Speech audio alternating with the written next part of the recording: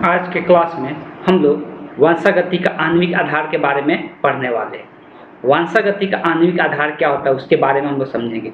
इसके पहले हम लोग देखे थे वंशागत क्या होता है, तो हम लोग देखे थे कि जब एक जीव से एक नए जीव का निर्माण होता है, जन्म चैप्टर में देखे थे एक जीव से नए जीव का निर्माण होता है, तो एक वंश से जब दूसरे वंश में, एक वंश से अगले वंश में कुछ गुण क्या हो जाता है, स्थानांतरित होता है। कुछ गुण क्या हो जाता है, दूसरे वंशों में चला जाता है। उसी को हम लोग वंशागति हम लोग कहते हैं, उसी को क्या कहते हैं, वंशागति कहते हैं। तो उस गुण में जब एक वंश से, मान लो कि अगर ये पेरेंट्स है, पेरेंट्स के चाइल्ड में कुछ गुण चला गया, तो ये जो गुण जाता है किसके माध्यम से जाता है, इसका कौन सा पार्ट होता है, ये कौन सा हिस्सा होता है, कौन सा इसका अणु होता है जो इनके पेरेंट्स से इनके बच्चों में चला जाता है, इसी के बारे में हम लोग इसमें पढ़ने वाले हैं, इसी के बारे में हम लोग इसमें अध्ययन करने वाले हैं। तो बेसिकली होता क्या है कि हम लोग जो अब इंसान का एक बात करती है, किसी भी जीव का बात करते हैं, तो सबसे छोटा इकाई उसमें क्या होता है, तो एक कोशिका होता है। उसमें सबसे छोटा इकाई क्या होता है, एक कोशिका होता है। और इस कोशिका का अगर बनावट देखेंगे तो कोशिका का बनावट किस प्रकार का रहता है, तो इसके अंदर एक कोशिका केंद्रक होता है। ये वाला कोशिका केंद्रक किसको बोलते हैं, इसमें कुछ पदार्थ, कुछ द्रव रहता है जिसको हम लोग क्या कहते हैं, कोशिका द्रव्य कहते हैं। इसको हम लोग कुछ द्रव्य रहता है जिसको हम लोग कोशिका द्रव्य के नाम से जानते हैं। और इसके ऊपर एक झिल्ली पाया जाता है जिसको हम लोग कोशिका झिल्ली कहते हैं। ठीक है, तो ये सबसे छोटा इकाई होता है, ये सबसे छोटा इकाई होता है। ठीक है, किसी भी जीव का सबसे छोटा इकाई कोशिका ही होता है। बात करेंगे इसका केंद्रक का। अब ये जो इसका केंद्रक होता है ये तो और छोटा हो गया, जिसको इंग्लिश में हम लोग न्यूक्लियस भी कहते हैं। तो इसी को हम लोग केंद्रक कहते हैं, इंग्लिश में हम लोग न्यूक्लियस भी कहते हैं, इसको इंग्लिश में हम लोग न्यूक्लियस कहते हैं। ठीक है, अगर हम लोग बात करें केंद्रक का, न्यूक्लियस का, तो इसी के अंदर अगर न्यूक्लियस का बात करेंगे तो इसी के अंदर क्या पाया जाता है, इसी के अंदर गुणसूत्र पाया जाता है। इसी के अंदर क्या होता है, तो गुणसूत्र होता है। इसी के अंदर गुणसूत्र होता है जिसको इंग्लिश में हम लोग क्या कहते हैं, क्रोमोसोम कहते हैं। इंग्लिश में हम लोग क्या कहते हैं, क्रोमोसोम कहते हैं। इसी के अंदर गुणसूत्र होता है। और गुणसूत्र, एक कोशिका के अंदर गुणसूत्र का बात करते हैं, एक कोशिका के अंदर गुणसूत्र का बात करते हैं, तो इंसानों में कितना होता है, 46 होता है। एक कोशिका के अंदर अगर गुणसूत्र का बात करेंगे तो इंसानों में कितना होता है, 46 होता है। ठीक है, तो यही जो गुणसूत्र होता है, यही जो गुणसूत्र होता है तो ये क्या चीज़ों से बना रहता है, जो गुणसूत्र रहता है वो दो चीज़ों से बना रहता है। क्या चीज़ों से, डीएनए तथा प्रोटीन से बना रहता है। ये किससे बना रहता है, जो गुणसूत्र होता है डीएनए तथा प्रोटीन का बना हुआ रहता है, डीएनए तथा प्रोटीन का बना रहता है। और डीएनए के छोटे छोटे जो खंड होते हैं, डीएनए का अगर छोटा छोटा खंड करेंगे तो उसी को हम लोग क्या कहते हैं, जीन कहते हैं, या एलील भी हम लोग कहते थे। इसी को हम लोग क्या कहते हैं, जीन कहते हैं। अब ये चीज़ तो पता चला। ठीक है, अब देखो कोशिका के अंदर न्यूक्लियस होता है, इसीलिए इसको हम लोग न्यूक्लिक अम्ल के नाम से भी जानते हैं। डीएनए का पृथक्करण सबसे पहले, अब देखो एक और गुण इसमें प्रतिलिपि का गुण पाया जाता है। किसका गुण पाया जाता है, डीएनए के अंदर, डीएनए के अंदर प्रतिलिपि का गुण पाया जाता है, प्रतिलिपिकरण का गुण पाया जाता है। इसका मतलब क्या होता है, थोड़ा समझ लेते हैं। डीएनए जो होता है, एक डीएनए हमेशा अपने जैसा एक नया डीएनए का निर्माण करता है। अपने जैसा क्या करता है, एक नया डीएनए का निर्माण करता है, और इससे एक डीएनए से दो डीएनए का निर्माण हो जाता है। एक प्रतिलिपि अपना तैयार करता है। प्रतिलिपि का मतलब ये होता है कि अपने जैसा एक नए डीएनए का निर्माण करना। तो इसमें ये गुण पाया जाता है डीएनए का। ये गुण कब दिखता है, तो हमको पता है जब कोशिका का विभाजन होता है तब। जब कोशिका का विभाजन होता है तो उस टाइम डीएनए का प्रतिलिपि बनता है, जो एक प्रतिलिपि का होता है उसका अपने पेरेंट्स से उनके बच्चों में स्थानांतरित हो जाता है, और एक प्रतिलिपि अपने शरीर में ही रह जाता है। ठीक, इसीलिए ऐसा होता है।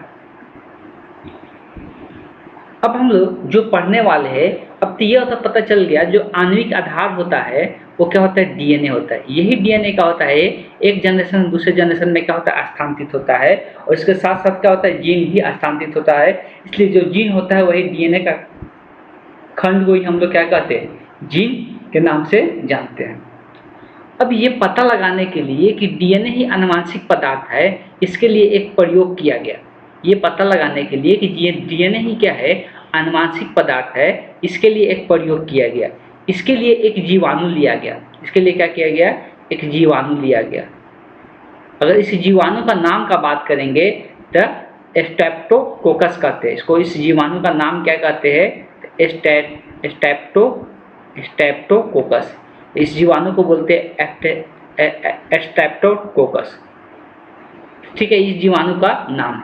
यही जीवाणु की सहायता से हम लोग डीएनए आनुवंशिक पदार्थ उसके बारे में पता लगाने की कोशिश किया गया।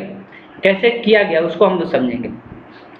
तो ये जो जीवाणु होता है, जो ये नाम लिखा हुआ स्ट्रेप्टोकोकस जो जीवाणु होता है, ये किसी भी स्तनधारी जीव, किसी भी स्तनधारी जीव, स्तनधारी जीव किसको कहते हैं? जो अपने बच्चे को दूध पिलाता है उसको हम स्तनधारी जीव कहते हैं।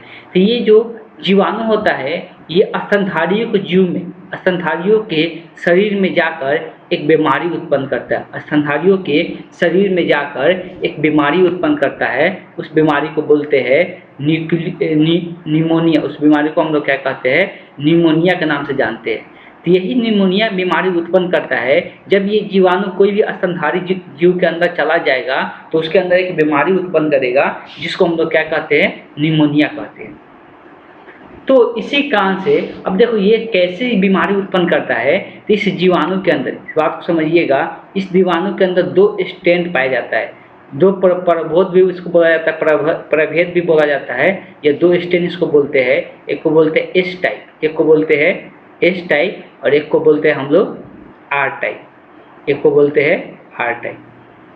अब इस बात को समझिएगा, जो इसमें आर टाइप होता है, जो एस टाइप होता है वो स्मूथ होता है, कैप्सूल लाइक स्ट्रक्चर होता है। जो आर टाइप होता है वो रफ होता है, नॉन कैप्सुलेटेड स्ट्रक्चर होता है, कैप्सूल लाइक स्ट्रक्चर नहीं होता है। ठीक है।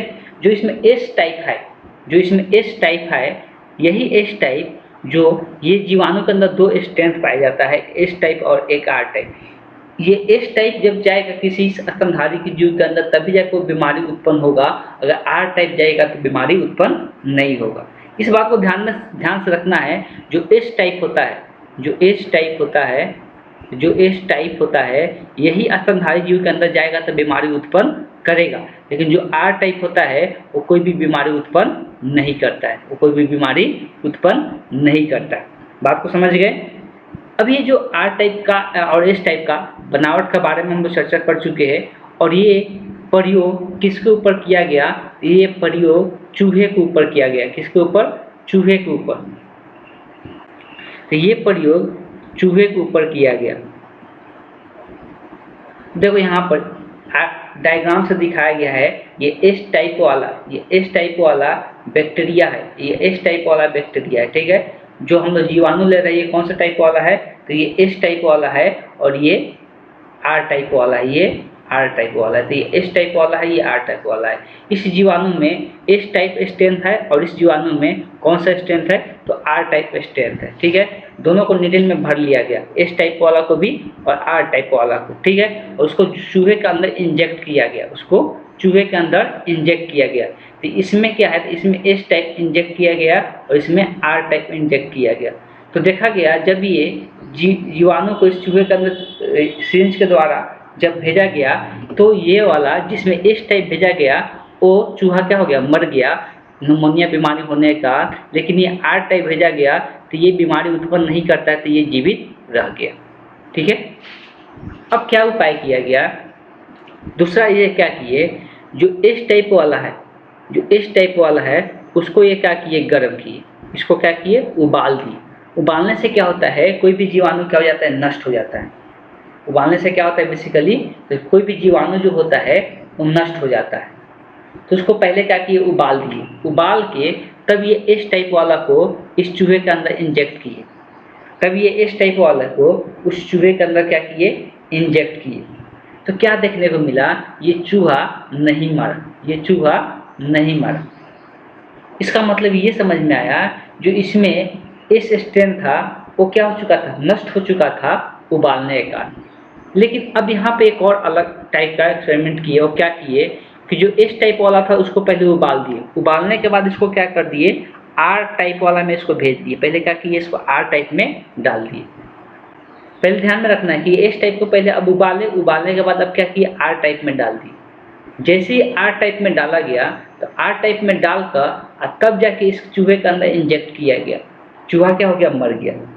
अब तो ये सोच में पड़ गए कि ऐसा क्या हो गया कि अगर उबाल के डायरेक्ट हम लोग क्या देखे थे? आर टाइप देने से चूहा नहीं मर रहा है, और अगर इस टाइप को उबाल कर अगर इसको हम लोग इसके शरीर में इंजेक्ट करें तो फिर भी नहीं मर रहा है, लेकिन इस टाइप को उबाल कर पहले आर में डाल दे रहे हैं और तब जाके क्या कर रहे हैं, इस आर वाला को तब जाके चूहे के अंदर इंजेक्ट कर रहे हैं, तो चूहा क्या हो जा रहा है, मर जा रहा है।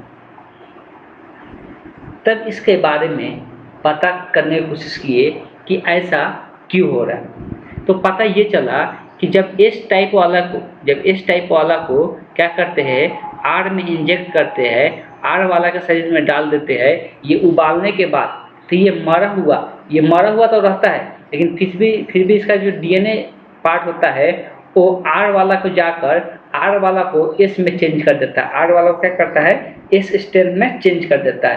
तो ये क्या करता है, एस वाला को ये आर वाला को एस में चेंज कर देता है, जिसके कारण यही अब एस बन चुका रहता है और चूहे के अंदर इंजेक्ट किया जाता है तो चूहा क्या हो जाता है, मर जाता है। तो इसका जो स्ट्रेंथ लिया गया था वो डीएनए वाला ही पार्ट लिया गया था और डीएनए का ऐसा गुण देखने को मिला कि ये नेक्स्ट क्या हो रहा है, तो ये डीएनए ही आनुवंशिक पदार्थ होता है जो अलग अलग चीज़ों को उत्पन्न करता है। ठीक है, इस बात को यहाँ से ये पता चला।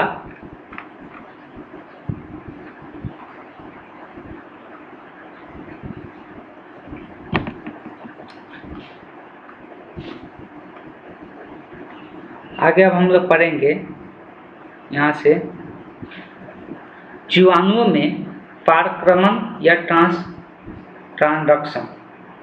वे विषाणु, अब यहाँ पर विषाणु का बात हो रहा है, वे विषाणु जो जीवाणुओं को नष्ट कर देते हैं उसको हम लोग जीवाणु भोजी कहते हैं। तो जीवाणु भोजी किसको कहते हैं, तो जीवाणु भोजी एक विषाणु है, ये जीवाणु नहीं है, क्या है, विषाणु है। इस बात को ध्यान में रखना है, जीवाणु भोजी क्या है, विषाणु है। लेकिन जीवाणु भोजी वैसा विषाणु को कहते हैं जो जीवाणु को क्या करता है, नष्ट कर देता है, जो जीवाणुओं को खत्म कर देता है। जीवाणु भोजी वैसा विषाणु है जो जीवाणुओं को नष्ट कर देता है। अगर 1952 में बात करेंगे, A.D. हर्शे एवं M.J. जेच ने अपने प्रयोगों से दर्शाया कि जीवाणु भोजी का डीएनए ही परपोषी कोशिकाओं में प्रविष्ट कर जाता है। तो ये अपने प्रयोगों से देखे थे, जो जीवाणु भोजी होता है ये एक विषाणु है और उसका जो डीएनए होता है, इसका जो डीएनए होता है यही डीएनए क्या होता है, जीवाणु के अंदर क्या हो जाता है, प्रवेश कर जाता है, जिसके कारण जीवाणु क्या हो जाता है, नष्ट हो जाता है, जिसके कारण जीवाणु क्या हो जाता है, खत्म हो जाता है। ठीक है, तो ये ऐसा देखने को मिला। एवं आनुवांशिक गुणों का वाहक भी होता है। तो यही क्या करता है, आनुवांशिक गुण का वाहक का भी काम करता है, एक जगह दूसरी जगह लेके जाता है। जबकि प्रोटीन आवरण बाहर रह जाता है और जीवाणु भोजी के संरचना में सिर और पूंछ होते हैं। जीवाणु भोज की अगर संरचना हम लोग देखेंगे, जीवाणु भोजी जो होता है उसका संरचना देखेंगे तो उसका एक सिर होगा और उसका एक क्या होगा, उसका एक पूंछ होगा। सिर प्रोटीन का आवरण का बना था, इसका जो सिर होगा, मान लो कि यही है जीवाणु भोजी, इसका जो सिर होगा ये वाला हिस्सा, ये किसका बना रहता है, तो प्रोटीन का आवरण से ढका हुआ रहता है, जिसके अंदर डीएनए रहता है। इसी के अंदर क्या होता है, प्रोटीन का आवरण जो ढका हुआ रहता है, इसी के अंदर डीएनए पाया जाता है। सिर प्रोटीन के आवरण का बना रहता है, जो इसका सिर होता है वो किसका बना रहता है, प्रोटीन का आवरण का, अभी हम लोग देखे ही, जिसके अंदर डीएनए पाया जाता है। अब पूंछ का अगर बात करेंगे तो पूंछ के हिस्से को कोर या किनारे का आवरण कहते हैं। तो इसको हम लोग कोर कहते हैं, किनारे का आवरण कहते हैं। पूंछ में कुछ रेशे पाए जाते हैं, तो इसमें रेशा टाइप का निकला हुआ रहता है, जिसकी सहायता से जीवाणु भोजी जो होता है परपोषी विषाणु पर क्या हो जाता है, परपोषी जीवाणु पर चिपक जाता है। मान लो कि ये जीवाणु है, इस जीवाणु को नष्ट करना है, तो जो जीवाणु भोजी जो ये विषाणु होगा, विषाणु कौन सा, तो जीवाणु भोजी। जीवाणु भोजी नाम है लेकिन ये क्या है, विषाणु। ये विषाणु क्या होता है, इसका दो चीज़ होता है, एक हेड रहेगा और एक इसका टेल रहेगा। तो टेल रेशे के टाइप का बना रहता है और वही टेल क्या होता है, गति करते हुए किसके शरीर में चला जाता है, तो जीवाणु के शरीर के ऊपर चला जाता है या चिपक जाता है उसके ऊपर जाकर, और इस जीवाणु को क्या करता है, संक्रमित करके खत्म कर देता है। इस जीवाणु को क्या करता है, खत्म करता है। तो कहीं पर अगर क्वेश्चन पूछा जाता है कि जीवाणु भोजी क्या काम करता है, तो ये जीवाणुओं को नष्ट करता है। जीवाणु भोजी खुद क्या है, एक विषाणु है। जीवाणु भोजी खुद क्या है, एक विषाणु है। अगर बात करेंगे हर्शे एवं चेज, ये दो साइंटिस्ट का नाम दिया हुआ है। ई कोलाई जीवाणु का संवर्धन, ये भी एक जीवाणु है जो ई कोलाई जीवाणु इसको बोला जा रहा है, संवर्धन किए। संवर्धन मतलब इसको ग्रोथ कराने की कोशिश की। रेडियोधर्मी आइसोटॉप्स P30 आइसोटॉप लिया गया, P32 और S35 लिया गया वाले माध्यम में इसको डाला गया। अब देखो, एक माध्यम लिया गया, एक कंटेनर लिया गया। इस कंटेनर में दो टाइप का पदार्थ लिया गया, P32 और S35 वाला पदार्थ लिया गया और इसमें ई कोलाई जीवाणु को क्या कर दिया गया, ई कोलाई जीवाणु को डाल दिया गया, ई कोलाई जीवाणु को इसके अंदर डाल दिया गया। ये वृद्धि के बाद इनमें जीवाणु भोजी का संक्रमण कराया गया। अब देखो, इसमें अब ये जो ई कोलाई डाला गया, इसका एक वृद्धि हुआ, मतलब ये अपने आप को ग्रोथ किया, ठीक है। और ग्रोथ करने के बाद तो पाया गया कि बाद में जीवाणु भोजी का संक्रमण कराया गया। अब ये जीवाणु भोजी का अपने में क्या कराया गया, संक्रमण कराया गया। संक्रमण का मतलब बता चुके हैं, क्रॉस कराना है, एक दूसरे के बीच निषेचन का घटना कराना। यह पाया गया कि जीवाणु भोजी के प्रोटीन आवरण में रेडियोधर्मी S35 पाया जा रहा है, उपस्थित था। इनमें डीएनए में नहीं था, लेकिन जो इनके डीएनए था उनमें नहीं था। डीएनए में नहीं है क्योंकि डीएनए में सल्फर नहीं होते। तो डीएनए में सल्फर नहीं होते हैं, लेकिन उसके शरीर में S35 मौजूद था, उसके शरीर में S35 मौजूद था। इस बात को ध्यान रखिए। S35 हम कहाँ पे डाले थे, S35 हम इस कंटेनर में डाले थे और ई कोलाई जीवाणु को इसी के अंदर ग्रोथ करने के लिए छोड़ दिए थे। और ग्रोथ करने के बाद जो ई कोलाई जीवाणु का निर्माण हुआ तो उसके सिर में देखा गया कि S35 वाला पदार्थ उपस्थित था, एक S35 वाला पदार्थ उसमें उपस्थित था, लेकिन उसके डीएनए में नहीं था। तो ये पता चला कि डीएनए में, इससे ये पता चल गया कि डीएनए में एस मतलब सल्फर नहीं पाए जाते। डीएनए जो होता है उसमें सल्फर नहीं होता है। इसी प्रकार जीवाणु भोजी के डीएनए में रेडियोधर्मी 32, अब देखो, अब इसके डीएनए में क्या उपस्थित था, तो डीएनए में इसके P32 वाला उपस्थित था। इसका मतलब ये पता चला कि डीएनए में फास्फोरस रहता है। डीएनए में क्या होता है, फास्फोरस पाया जाता है। इसी कारण से इससे ये पता चला कि डीएनए में क्या होता है, फास्फोरस पाया जाता है। ये इससे दो चीज़ों का हम लोग को जानकारी प्राप्त हुआ। जब एक कंटेनर के अंदर दो पदार्थ डाला गया, एक P32 वाला और एक S35 वाला। जब इसमें जीवाणु ई कोलाई जीवाणु को डाला गया, तो उसमें जब जो जीवाणु का ग्रोथ हुआ, जो नया जीवाणु बना उसके शरीर में देखने को मिला, कि उसके शरीर में S35 भी आ गया है और उसके डीएनए में P32 भी उपस्थित हो चुका है। इसका मतलब ये पता चला कि उसके डीएनए में फास्फोरस रहता है और उसके शरीर में क्या रहता है, सल्फर रहता है। अब आगे दिया, अब रेडियोधर्मी P32 वाले जीवाणु भोजी से एक ऐसे जीवाणु संक्रमित कराया गया जिसमें रेडियोधर्मी परमाणु नहीं थे। तो वह देखा गया कि सभी जीवाणु रेडियोधर्मी होते हैं और अधिकतम रेडियोधर्मी परमाणु जीवाणु भोजियों को अगली पीढ़ी में चले जाते हैं। तो वही चीज़ लिखा हुआ है कि जब ये जो रेडियोधर्मी 32 वाला जो जीवाणु भोजी होता है उसको क्या किया गया, इस जीवाणु भोजी से जीवाणु को संक्रमित कराया गया। ये वाला जो जीवाणु भोजी है इसको क्या कराया गया, जीवाणु से संक्रमित कराया गया और संक्रमित कराकर देखा गया कि उसमें ये चीज़ें पाया जा रहा है कि नहीं। वही चीज़ आगे दिया है, जब रेडियोधर्मी S35 जीवाणु भोजी ऐसे जीवाणु को संक्रमण कराते जिसमें रेडियोधर्मी हो नहीं और जीवाणु भोजी के आवरण अलग कर दिया जाए तो जीवाणु कोशिका रेडियोधर्मी परमाणु नहीं होते, ये केवल जीवाणु भोजी के आवरण में रह जाता है। इस प्रकार जीवाणु भोजी के माध्यम में डीएनए एक जीवाणु कोशिका के दूसरे कोशिका का संचरण में पराक्रमण या ट्रांसक्रिप्शन कहते हैं। इसका अब देखो वही चीज़ लिखा हो कि हम लोग क्या करा रहे हैं कि ये जो रेडियोधर्मी पदार्थ, रेडियोधर्मी का मतलब ये होता है जो भी समस्थानिक होता है उससे ज़्यादातर क्या होता है, रेडियोधर्मिक होता है। बहुत सारे जो समस्थानिक होता है वो क्या होता है, रेडियोधर्मिक पदार्थ होता है। जो अगर मान लो यहाँ पर सल्फर लिए, सल्फर 35 लिए या फास्फोरस लिए 32, तो अगर ये रेडियो एक्टिव पदार्थ है और ये पहले से जीवाणु के शरीर में नहीं है, अगर ये स्थानांतरित हुआ है उसके शरीर में आ गया है तो ये किस कारण से आया है, तो मान लो कि ये चीज़ हम पहले ही बताने की कोशिश की है। मान लो कि ये डीएनए का स्ट्रक्चर है, ये क्या है, ये डीएनए का स्ट्रक्चर है। ऐसा ही कुछ डीएनए का स्ट्रक्चर देखने को मिलता है। तो ऐसा ही डीएनए का स्ट्रक्चर हम लोग को देखने को मिलता है। इस डीएनए में क्या होता है कि दो रज्जु होता है। इस डीएनए में दो रज्जु होता है और एक रज्जु में मान लो इस डीएनए में एक रज्जु में अगर फास्फोरस है और एक रज्जु में फास्फोरस, दोनों में फास्फोरस है। लेकिन जैसे इसको किस माध्यम में डाले, इसमें डाले जिसमें P30 वाला 32 वाला फास्फोरस, जिसमें P32 वाला फास्फोरस उपस्थित है, इसमें P32 वाला फास्फोरस उपस्थित है, तो देखा गया जब एक डीएनए से नया डीएनए बनता है तो कुछ इस प्रकार का बनता है कि इसमें जो एक रज्जु होगा ये पहले वाला रहेगा और एक नया वाला रज्जु इसमें दिखाई देने लगेगा। वैसे एक और नया डीएनए बनेगा, जैसे कि 1 से 2 बन रहा है, ये 1 से 2 का निर्माण हो रहा है, कुछ इस प्रकार का होगा। इसमें भी देखा गया कि एक P वाला है, एक P32 वाला रज्जु देखने को मिल जाता है। इससे ये पता चलता है कि डीएनए जो होता है वो क्या करता है, वो प्रतिलिपि तैयार करता है, अपने जैसा एक नया डीएनए का निर्माण करता है।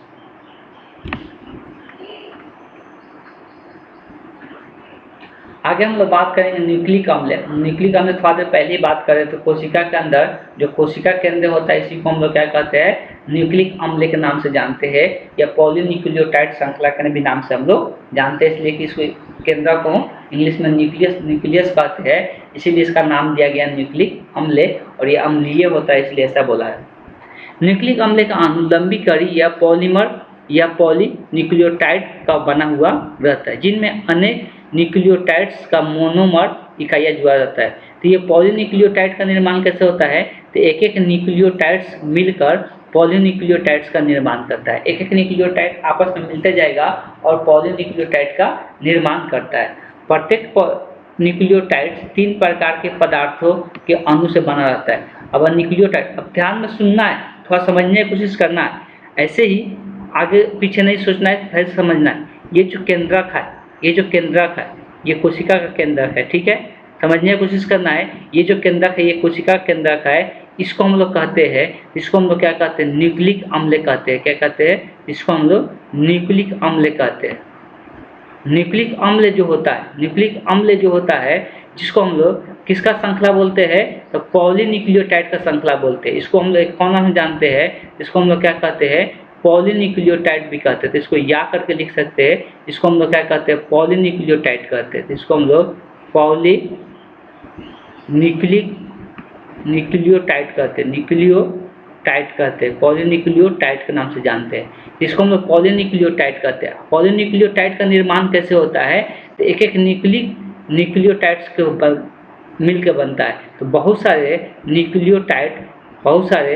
न्यूक्लियोटाइड्स आपस में मिलकर पॉलीन्यूक्लियोटाइड्स का निर्माण करता है। पॉलीन्यूक्लियोटाइड्स का निर्माण करता है, तो बहुत सारे न्यूक्लियोटाइड्स आपस में जुड़कर पॉलीन्यूक्लियोटाइड्स का निर्माण करता है। तो बहुत सारे न्यूक्लियोटाइड्स आपस में जुड़कर पॉलीन्यूक्लियोटाइड्स का निर्माण करता है। अब ये जो पॉलीन्यूक्लियोटाइड्स होता है, ये जो पॉलीन्यूक्लियोटाइड्स होता है, ये 3 प्रकार के पदार्थों से बना रहता है। कौन कौन सा, तो ये 3 प्रकार के पदार्थों से बना रहता है। शर्करा, दूसरा फॉस्फेट, तीसरा नाइट्रोजनी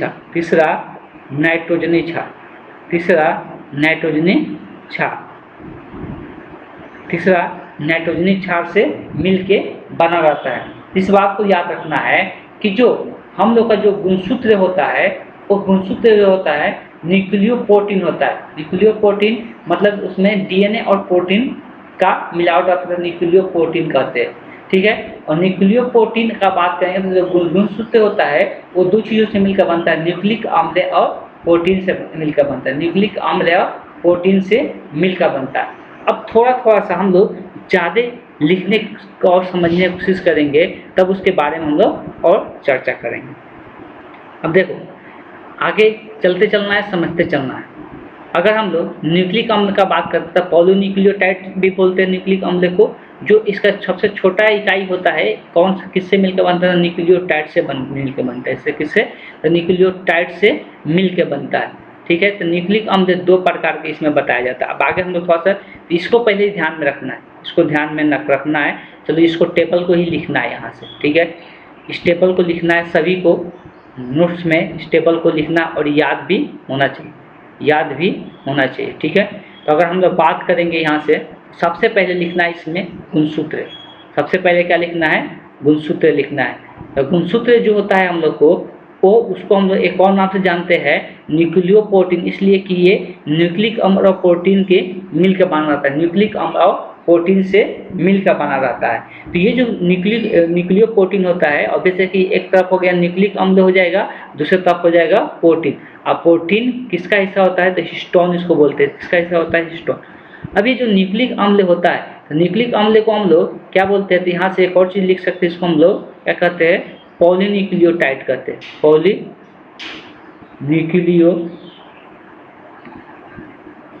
पॉलीन्यूक्लियोटाइड्स कहते हैं।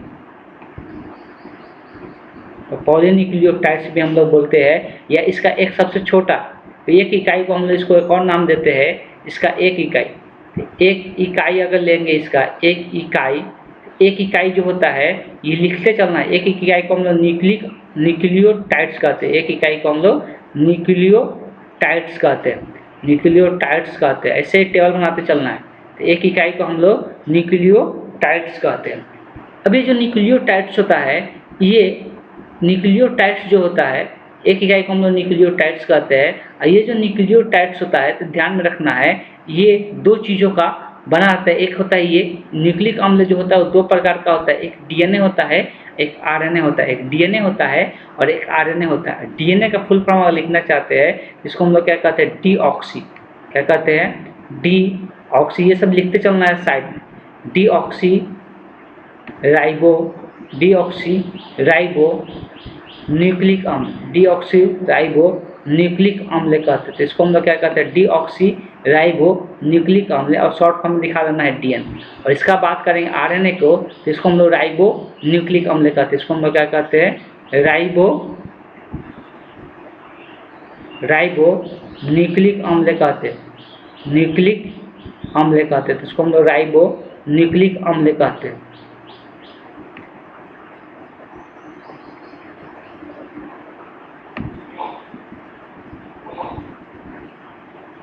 राइबोन्यूक्लिक अम्ल कहते हैं।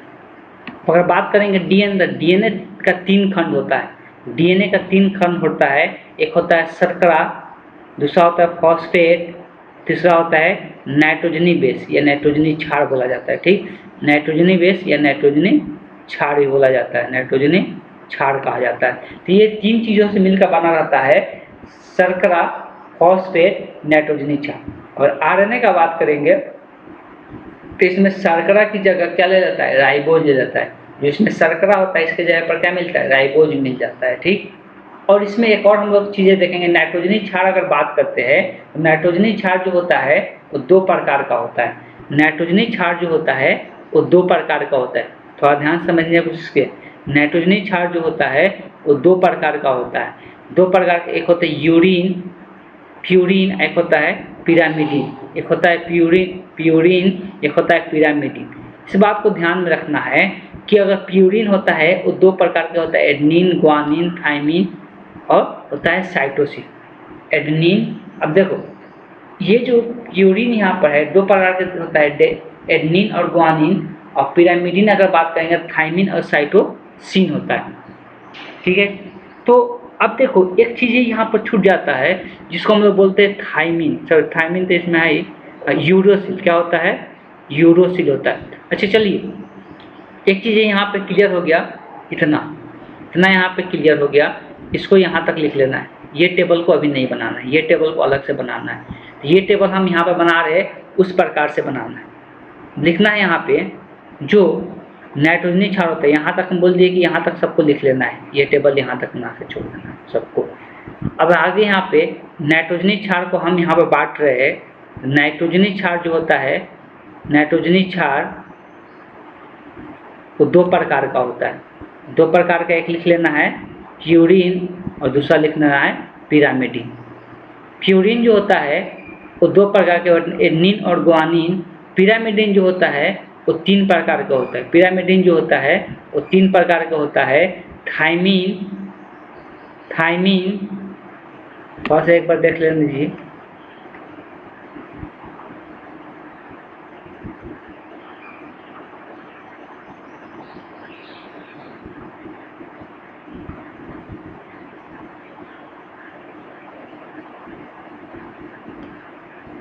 प्यूरिन 2 प्रकार, ठीक है। तो ये जो थाइमिन होता है, ये पिरामिडिन जो होता है 3 प्रकार का होता है। इसमें एक और चीज़ आ जाता है, और ये एक और चीज़ इसमें क्या आता है, उस चीज़ को ध्यान में रखना है, यूरोसिल। क्या होता है? यूरोसिल। क्या होता है?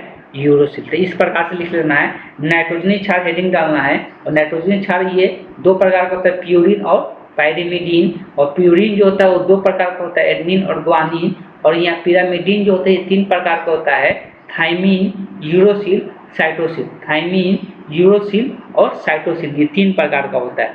अब थोड़ा सा इंपॉर्टेंट पॉइंट हम लोग थोड़ा सा दर्शाते चलेंगे। अब यहाँ पर डॉट करके दर्शाना है, जो डीएनए होता है, जो डीएनए होता है इसमें चार प्रकार का नाइट्रोजनी क्षार, ये पूरा 5 प्रकार का नाइट्रोजनी क्षार हुआ ना, तो 4 प्रकार का नाइट्रोजनी क्षार पाया जाता है। अच्छे, इसका शॉर्ट फॉर्म भी दर्शा लेना है। इसको हम लोग ए से दिखाते हैं, इसको हम लोग जी से दर्शाते हैं, इसको हम लोग टी से दर्शाते हैं, इसको हम लोग यू से दर्शाते हैं, इसको हम लोग सी से दर्शाते हैं। अब डॉट करके डीएनए दिखाना है, तो डीएनए में क्या क्या पाया जाता है, एडेनिन, ग्वानिन, थाइमिन, साइटोसिन, ये डीएनए में पाया जाता है। और आरएनए का बात करेंगे, आरएनए का बात करेंगे, तो आरएनए में क्या क्या चीज़ें पाया जाता है, एडेनिन, ग्वानिन, यूरोसिल, साइटोसिल।